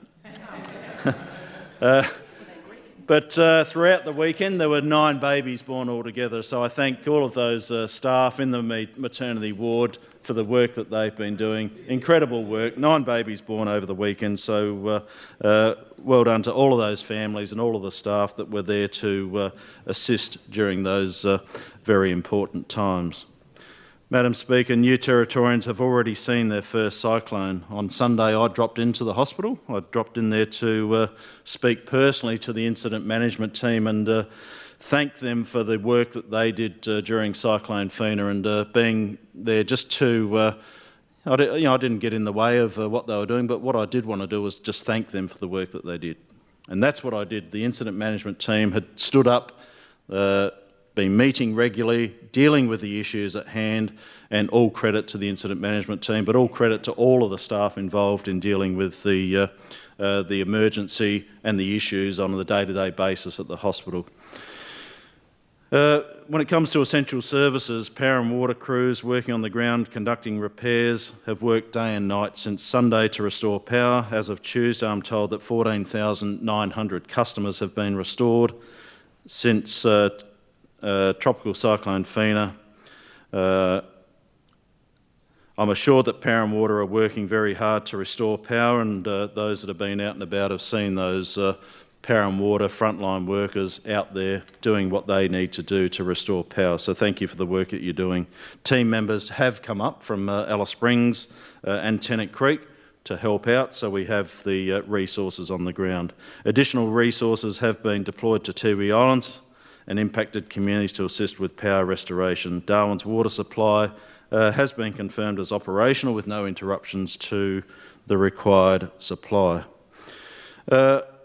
Madam Speaker, I want to note that our remote communities haven't been forgotten. Power and water teams were dispatched to Warramayunga to inspect and repair impacted assets and restore power systems, and we heard the Chief Minister speak about that this morning.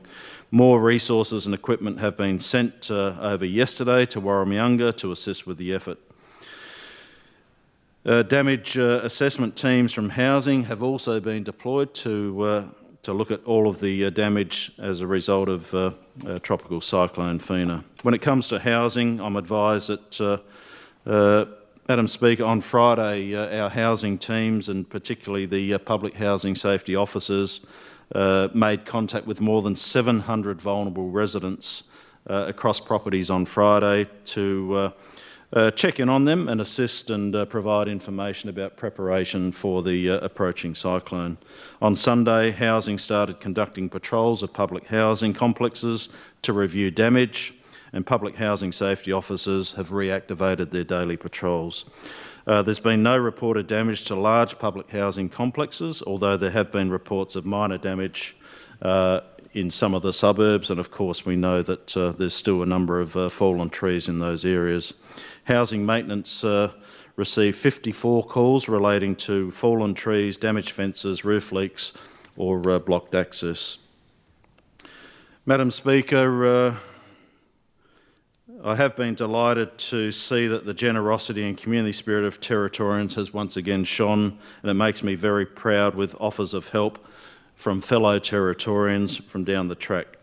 In events like this, whether it be your neighbour in your street or a fellow Territorian from the next town that comes to help, it shows how Territorians help each other when the going gets tough. So I thank all of those Territorians that have been out helping, working in their own time, volunteering their time, assisting not only vulnerable residents but assisting their neighbours, the community, and doing the work that they don't have to do, but they're out there doing it. And I thank every Territorian for the work that they've been doing, responding to the Cyclone Fina. Thank you very much. Thank you to all the services and all the volunteers. You've done a great job. Member for Nightcliff. Thank you, Madam Speaker. I also rise to speak on this ministerial on Cyclone Fina and what we've all just been through over the weekend. And like the others in this chamber, I do want to start by thanking all the NTES volunteers, the emergency service volunteers, all emergency services staff, the council staff, the fireys, police, power and water staff, and all the other public servants who work together to protect people all across the top end and who are continuing to work in the recovery. I also want to give a shout out and thanks to all the teachers and staff at the schools in my electorate. They've been working so hard to ensure that kids could return to school yesterday. So luckily yesterday, Nightcliff Primary, Nightcliff Middle and St Paul's were able to return yesterday. Essington had to close for a day to look at some of the damage, to assess. And as I understand, they're all okay now. And my kids are at school today. So thank you very much to all those teachers, particularly some of whom still don't have power in their own homes. Thanks to the organisations such as Larrakia Nation and St Vincent de Paul, who I know were out there for as long as they could in the lead-up, trying to ensure vulnerable people in our community and our streets could find somewhere safe to shelter. But as the member for Johnston did mention, there were many who fell through the gap. I also want to acknowledge the really fantastic communication from all the authorities and the ABC in the lead-up, particularly thanks to the ABC staff who stayed in, bunkered down overnight and continued to give really great up-to-date coverage to help people keep in the loop. That was really helpful. I know in the lead-up I spoke to many Cyclone Tracy survivors in my electorate. There are many in Nightcliff and Rapid Creek who are survivors of Cyclone Tracy, many of whom were feeling quite apprehensive and quite uneasy. And so just as the member for Karama said, I'm very thankful and grateful that we saw no injuries or deaths, and very thankful that we didn't end up getting those Cat 3 winds. So I'm just feeling a lot of relief today about, especially as a coastal electorate, how we were going to fare. Well done to everyone in Nightcliff, Rapid Creek and Coconut Grove for coming together. There really is, I know everyone's got a special electorate, but I do really feel like we have such a good community spirit in Coconut Grove and Rapid Creek and Nightcliff. Everyone was out there checking on their neighbours and clearing the roads in the aftermath. One of the first constituents I went and checked on, we have a 100-year-old who lives on her own in Nightcliff, and she will proudly tell you she's 102 months. And I went and checked on to her, dear Elspeth, and she opened the door with her hair done, lipstick on, a brooch on, just like nothing had happened. So well done, Elspeth. I don't know how you managed to do it. And my new chainsaw got to work out, Madam Speaker. I finally got a battery-powered chainsaw for all my Milwaukee tools, and that was fun. That was good. Luckily, no trees. I lost a taillight on my car, but nothing came down in the house. But, you know, Nightcliff and the foreshore, we had trees everywhere. There is the resilient tree, as people call it. I don't know if you're the one hanging on the edge that's hung on for so many years, and that came down. And I know there are a lot of people in my electorate who are felt very attached to that tree. But we will still continue to be resilient despite that tree coming down. I also want to thank my volunteers who were out yesterday checking on the seniors in the senior village on Dickward Drive. A lot of them live alone as well, a lot of older women living there. So we're still trying to get assistance to all the seniors across the electorate who do need help with fallen trees and debris. So thank you, and to all, especially the NTERs, everyone out there in their orange, out in Nightcliff at the moment. The experience of the cyclone and aftermath was very different depending on where you were located. Those of us in Nightcliff and Rapid Creek reported mostly coping really well, having uninterrupted power, unlike those in Coconut Grove who lost power from most of them from around Saturday morning until Sunday evening. It came on last night. So over 24 hours with power, which is of course better than in Cyclone Marcus when most of Coconut Grove didn't have power for some up to 2 weeks. And so I have, of course, been contacted by people who are upset that they don't have underground power when Nightcliff and Rapid Creek do. So I just do want to underscore, despite what the Treasurer has said, the importance of underground power. Yes, it is expensive, but it is a vital service needed for Territorians. It's not good enough for the government to throw up their hands and say it's too expensive. Every budget decision is a choice, and the government can choose to spend money on vital life-saving services such as underground power, which it is, or not. Now, the devastation that we witnessed from Cyclone Fina, it has exposed this failure of the CLP to abandon the previous government's underground power program. While families across the Territory and in my electorate sit in darkness, their food spoiling, their medical equipment unusable and their lives disrupted, the CLP continues to hide behind the excuse that protecting our power's infrastructure is, quote, too expensive. But just let's be clear about what's actually expensive, and that is emergency response. Every time we deploy emergency crews to restore downed power lines, every time we compensate businesses for lost income, every time we support households through extended outages, we're paying far more than we would have spent on prevention. This is well known and an ongoing frustration in disaster management circles. Just spend the money on prevention and we will save tenfold in response. Now, for the record, if the Labor government was still in power, I would absolutely be having a go at them for the slow rollout of the underground power. But at least they had a program. At least they were working slowly on it. Madam Speaker, I do worry that the CLP's move to scrap the underground power is not driven by budget realities or evidence, but simply an ideological move aimed at obstructing or opposing anything Labor does. We see this all the time with the major two parties, and this is why people are turning away from the major two and they're sick of it. One government gets in and just tears up everything that previous government was working on, seemingly out of spite. Now, this fails all Territorians. We routinely spend millions on emergency response crews working around the clock to restore power, money that could have built permanent resilience into our network. And look, once again, if the CLP says that they can't afford this, I would say, A, it's a choice, but also then they should do what responsible governments do, and that is approach the federal government for infrastructure funding. The Albanese government has money for natural disaster resilience. It appears, though, that the CLP is just not asking for it. It appears that this government would rather leave Territorians vulnerable and repeatedly pay the price than invest in the protection of that our community deserves. So this underground power is an integral part of this conversation in the recovery. I don't want it to be something that just gets flip-flopped between the major two. It's a real issue that actually impacts people, and people want to see it. I'm continuing to be contacted by people in Coconut Grove who are really, really fed up and pissed off, quite frankly, that the rollout got canned.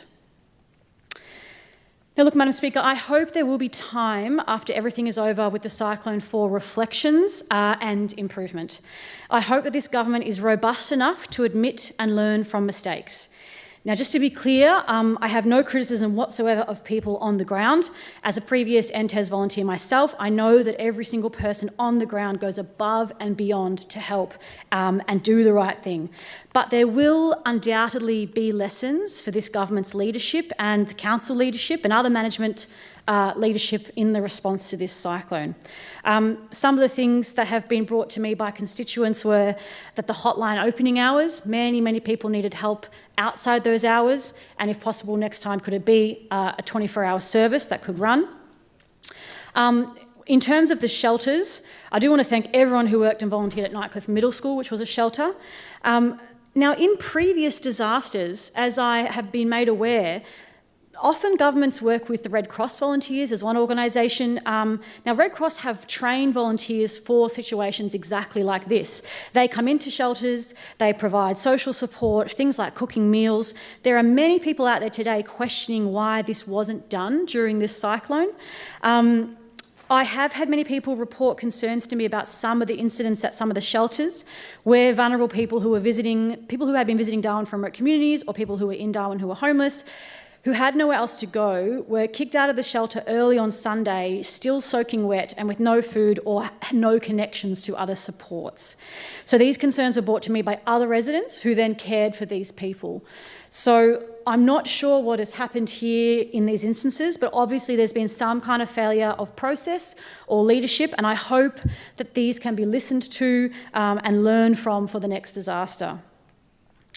I also want to address the time went really quickly. Just quickly, the elephant in the room is that scientists have been telling us for decades that global heating, specifically the heatings of the oceans, create more powerful tropical storms and cyclones. Of course, we live in the tropics, we've always had cyclones here, but what disaster specialists and scientists are concerned about is what they call cascading disasters, and our ability to continue to respond and recover from these kind of things when they grow more intense. We've got a government who has their heads completely in the sand about what climate change actually means, what that means for our community, and we're not building resilience with things like underground power.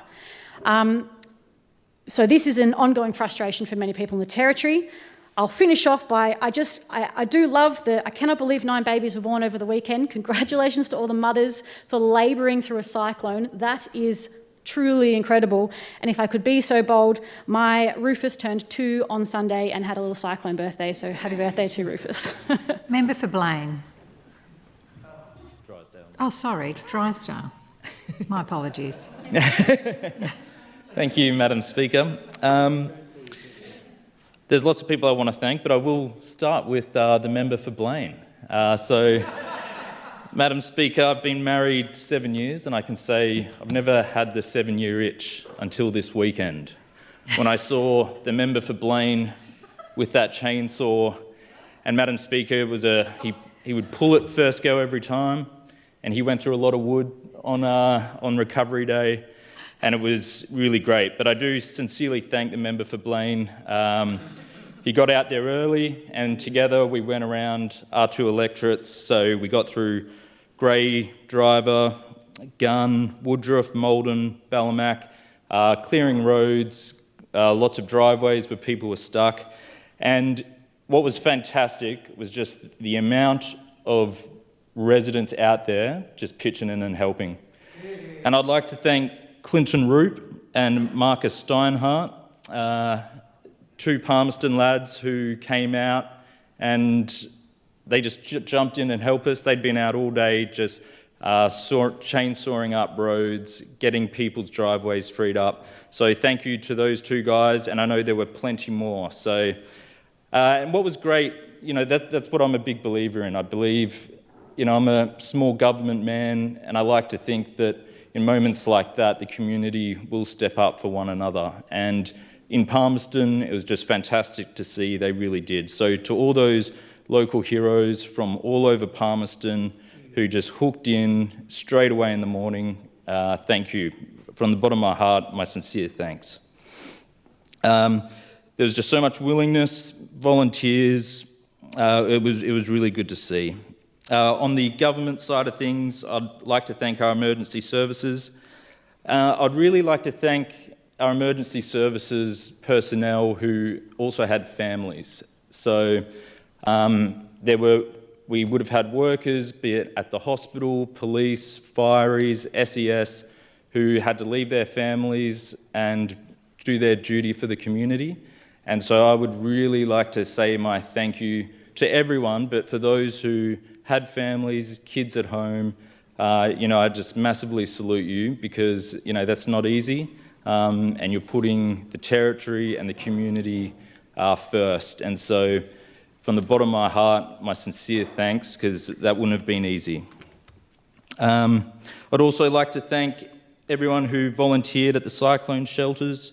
Particularly, I'd like to thank Peter Chandler and my electorate who manned the Palmerston Shopping Centre.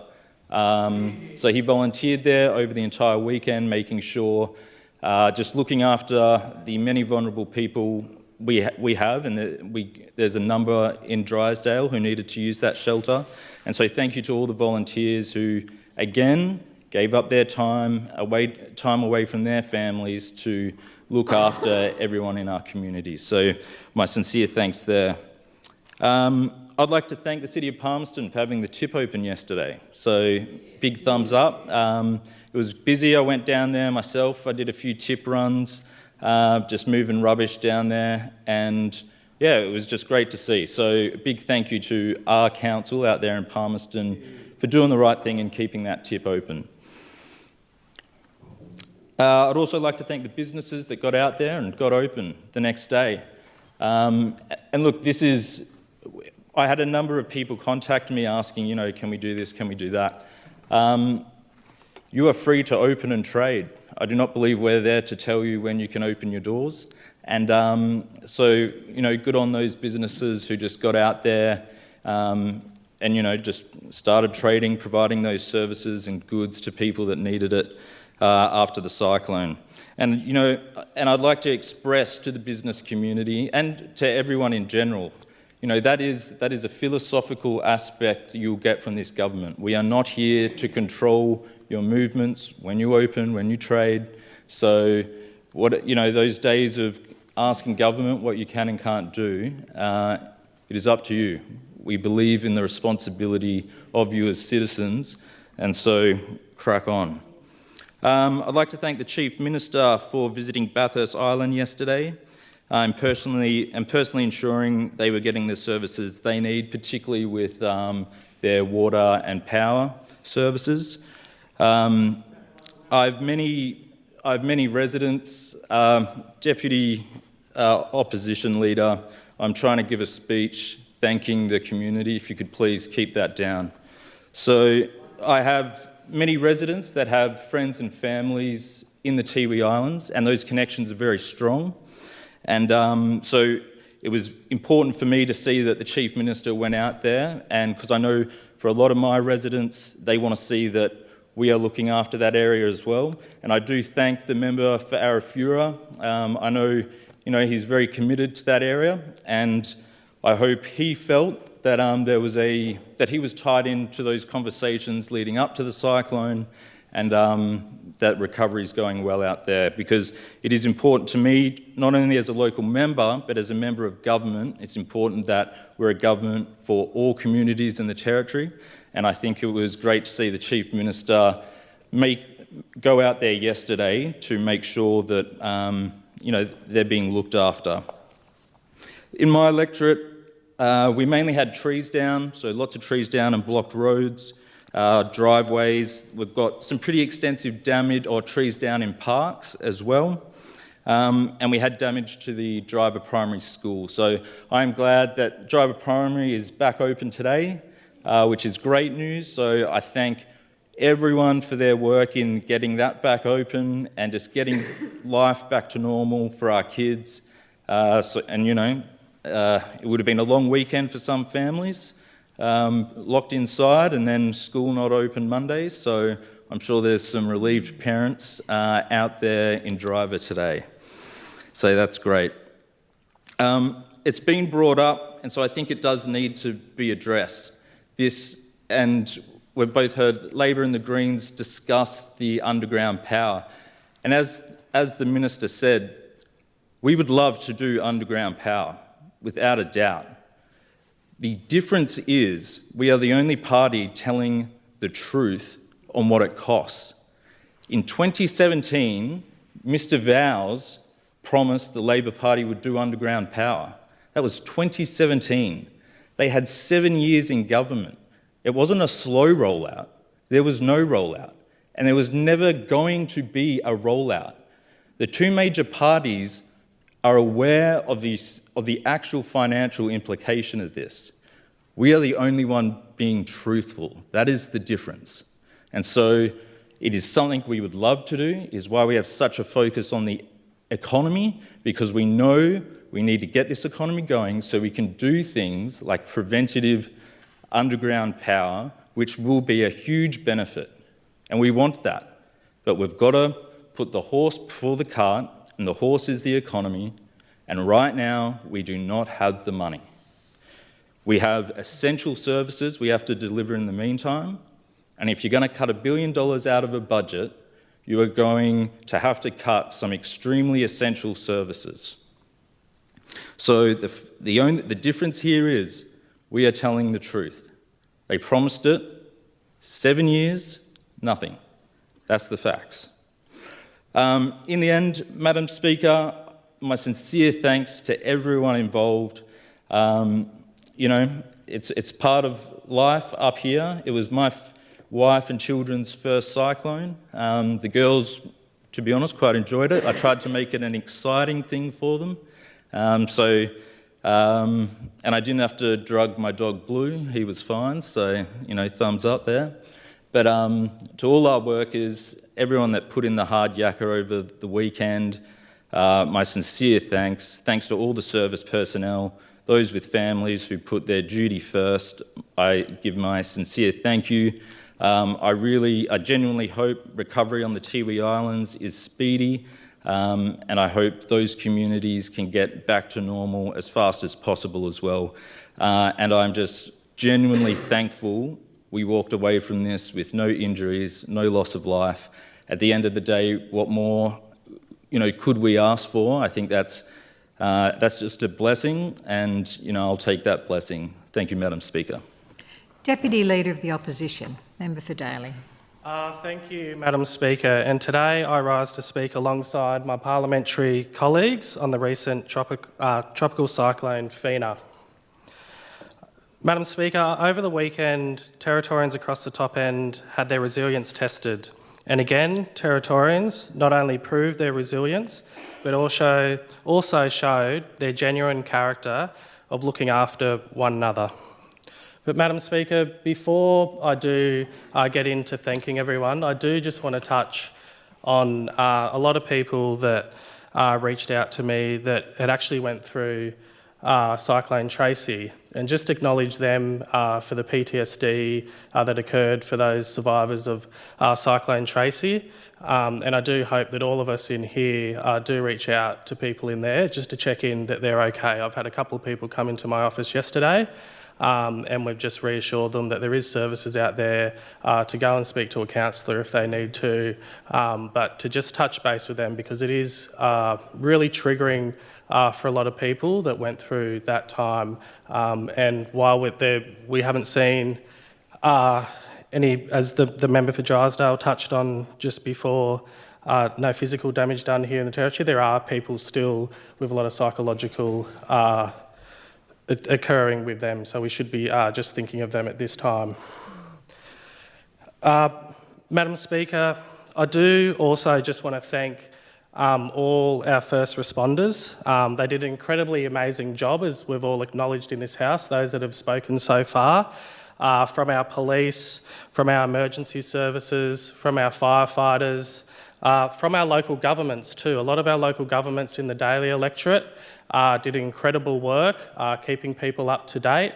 Also, our local Aboriginal organisations in the Daly electorate that were out there ensuring that people had the right information, were putting a lot of resources out in language in Murrumputha, the local language of the Kardu-Dimmanum people for Wadair, and a lot of those people, the 22 clan groups out there that speak that language, that was being put out, so people were up to date.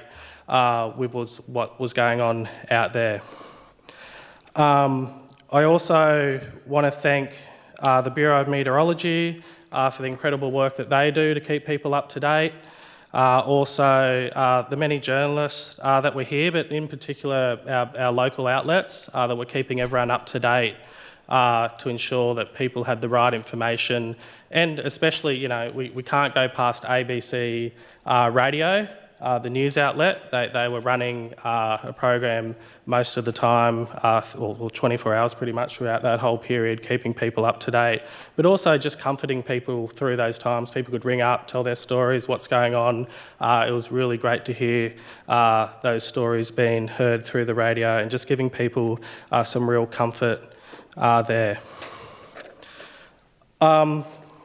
Back to, for the daily electorate, it wasn't just a 24-hour period over the Saturday evening into the night. We know that Cyclone Fina crossed from Darwin Saturday evening across to Mandorah into the Cox Peninsula of the communities of Wagga Beach and Bellewain Saturday evening. And it hit pretty hard, I must say, at Wagga Beach. A lot of the trees have been stripped back, a lot of the fallen down trees. My own property has got a few trees fallen down, hanging off the power lines. So I'm hoping Power and Water will get out there and do it, but I'm not the priority because there's a lot of people worse off than me in those circumstances. But I just want to give a shout out to people, well, firstly, the Wagga Shire Council. They did an amazing job out there. So I want to thank, well, there's so many people to thank, but I'm going to start with the Wagga Shire Council for opening up the cyclone shelter through that Saturday evening, and the volunteers that were there from Ian Crawshaw. Thank you for volunteering your time to keep the cyclone shelter open. To Peter Clee as well, and also Morna Manning, thank you for volunteering your time for the cyclone shelter to ensure people had a safe place to go.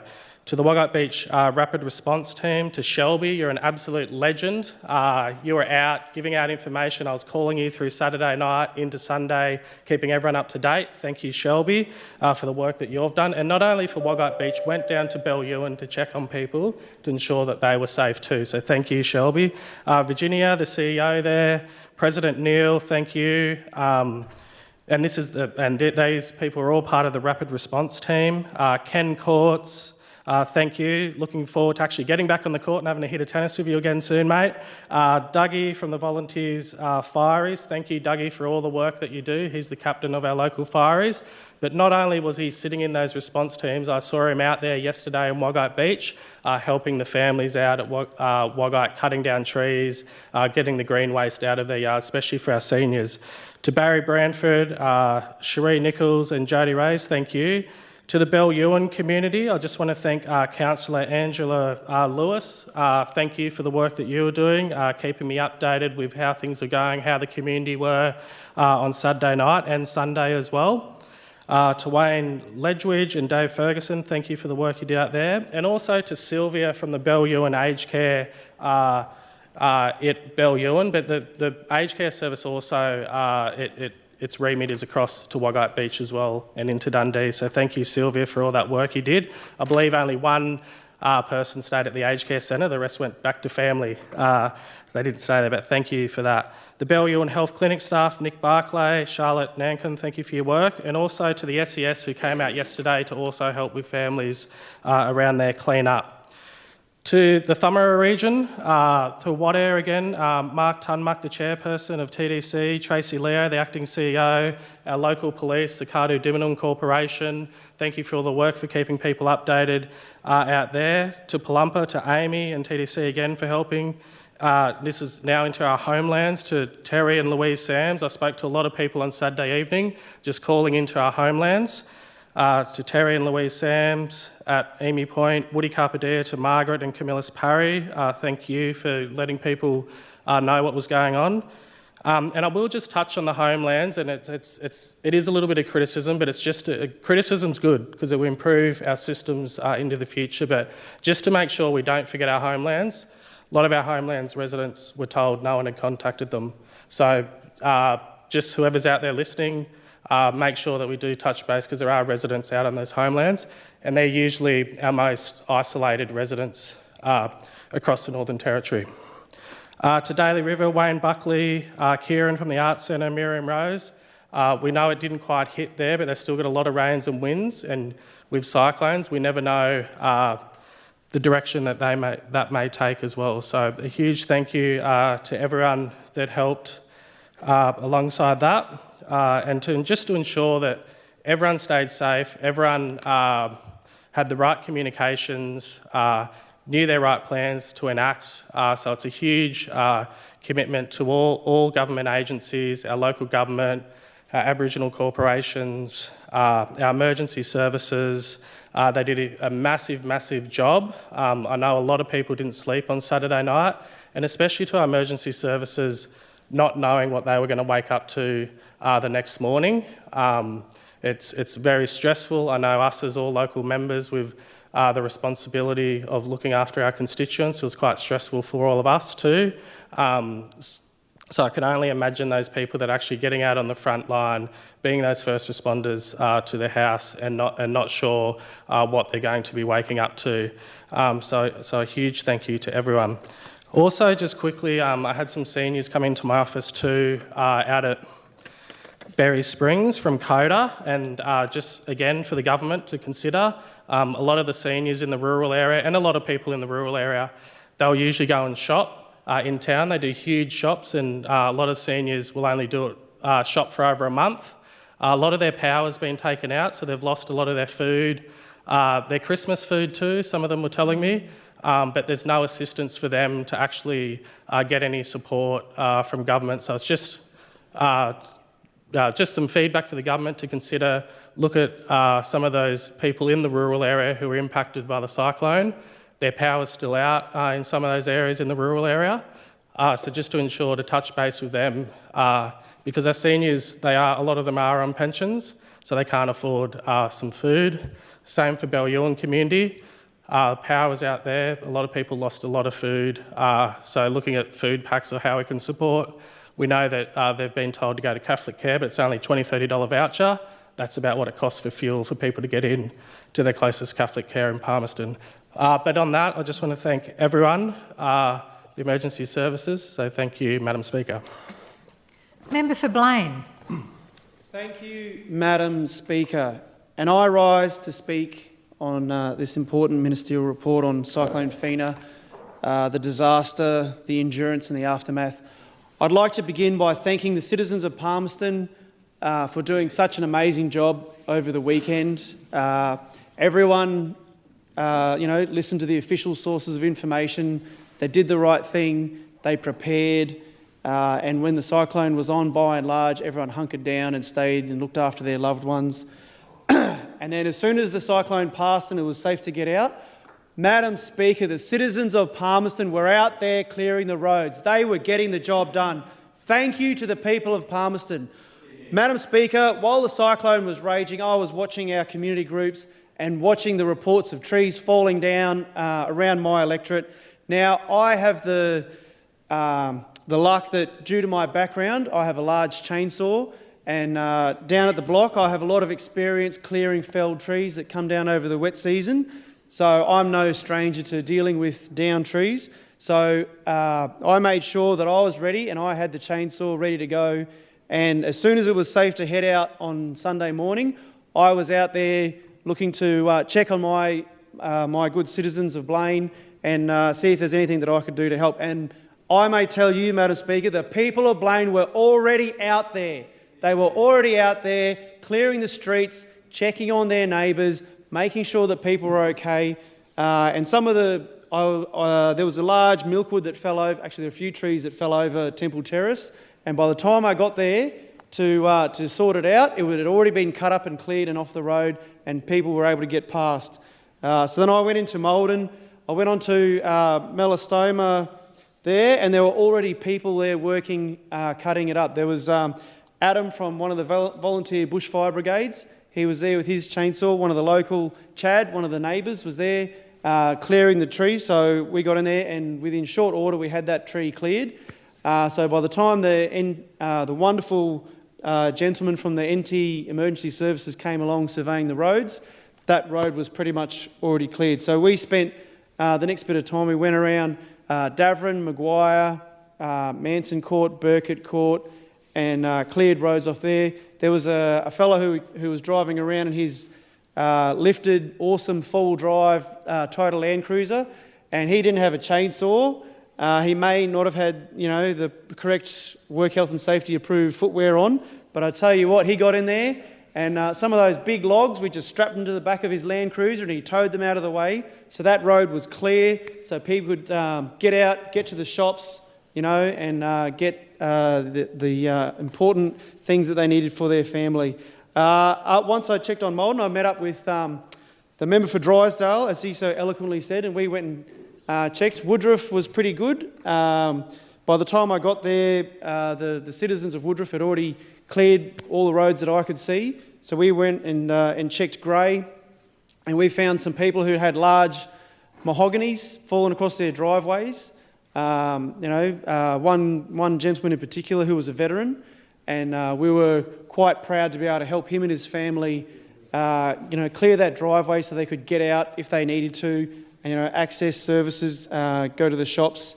So, so myself and the member for Drysdale all day Sunday were out and about in the community, and I tell you what, I am so proud of the people of Palmerston for they didn't wait for permission to be told to do the right thing. They just got out there and did the right thing because that was what's in their heart, and good on them.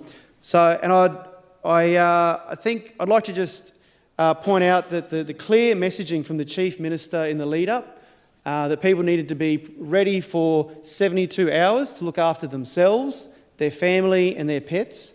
And I think by and large, I can only speak for Palmerston, but the people of Palmerston did that. And I think this cyclone is a great example of the proper role of government in coordinating a public response to an issue that affects everyone and then getting out of the way to allow citizens to stand up, look after themselves, those citizens that have the ability, that have the experience and expertise to give back and to allow them to do their work, to get out there, clear the roads, because every time a citizen cleared a road and cut trees off a road and moved it onto the verge, that's another tree that our hard-working emergency services don't need to attend so they can focus on higher priority issues, where there may be power lines involved, which only the qualified people should be working on. So it's a great example of the proper role of government and the power of an engaged and active citizenry. And I'd just like to very quickly thank all the power and water linesmen and women who got out there, NT Emergency Services, workers and volunteers, police and corrections staff who turned up to work, doctors and nurses, all the public servants who worked through the cyclone, delivering babies, keeping Territorians safe. Thank you, City of Palmerston Council, Mayor Athena Pascoe-Bell, CEO and all the rangers who were working through the cyclone, planning for the recovery. Thank you, Madam Speaker. Member for Sanderson. Thank you, Madam Speaker. I just want to on the record about what wonderful community Sanderson is, because I can see there is only probably just a minute for me, and I just want to say the community came together, help each other, and it was good to see on Sunday that people are helping each other, and there were I think some concerns raised by the people, and I just want to touch on one thing before the time lapse about one ministerial release done by Selina Ubo, Minister for Essential Services, back in 2023. On this one, it clearly says about in 2023, so commencement of works in Nakara for the underground power. 23-24 commencement of works in Wagaman and Larrakia. And Wagaman is in my electorate, and there was no work that was done except the work that was completed in school before 2023. And it's kind of a bit disappointing to see the Labour is coming again and again and showing about they allocated funding for the underground power, where on this record it says it was allocated only $60 million, which was not enough to do any of the initial work that was supposed to be done on these 13 suburbs. And Treasurer made it clear it's going to cost nearly $1 billion, and you can't do that $1 billion work with $60 million. And I just seek leave to table this to the Parliament as well, because there are a lot of things that's been told again and again here. Okay. Leave is not required, so you can table it. Thank you. So I think that's my time up, I believe. If you're... It's 12. That's. Oh no, I'm happy to keep going if you're happy. I think we'll let it complete the universal time of 2 hours. So Okay, you've got 2.5 all minutes. And Yeah, then thanks, Madam Speaker. I just want to take this opportunity again to thank all the ND emergency services who's been out and working from probably 2 to 3 days prior to the cyclone, during all the preparation phase, during when the cyclone was happening across the top end, and then they were providing all that services, and in the recovery phase as well. And it's good to see about during the recovery phase, we had opened the welfare center, coordinated by the Children's and Families, in support by the Department of People, Sport and Culture, Red Cross, and also the Multicultural Council of Northern Territory as well. And also there is support from the Department of Health as well. So we are making sure like there are options available for the people during this recovery phase as well, because we want to make sure that people are supported through this period, because it's all about like I think how we can be together and support each other, especially after a crisis. And we have seen like the wonderful work that done by the Chief Minister, who led the charge as the Minister for the Emergency Services, and again like all the other work that was done by the NTES and others.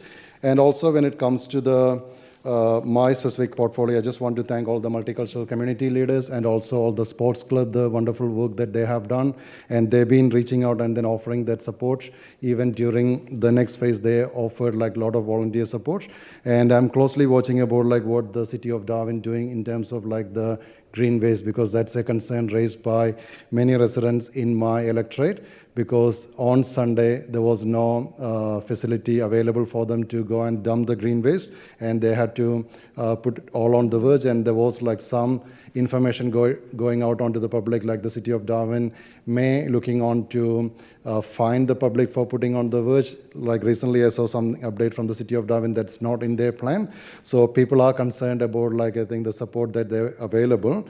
And I want to reiterate again, like the people living in the city of Darwin area would like to see the support from the council and working together with the government to make sure, like especially people who are elderly, who can't take the green waste out to the tip. So there should be some options available for them. Thank you. okay.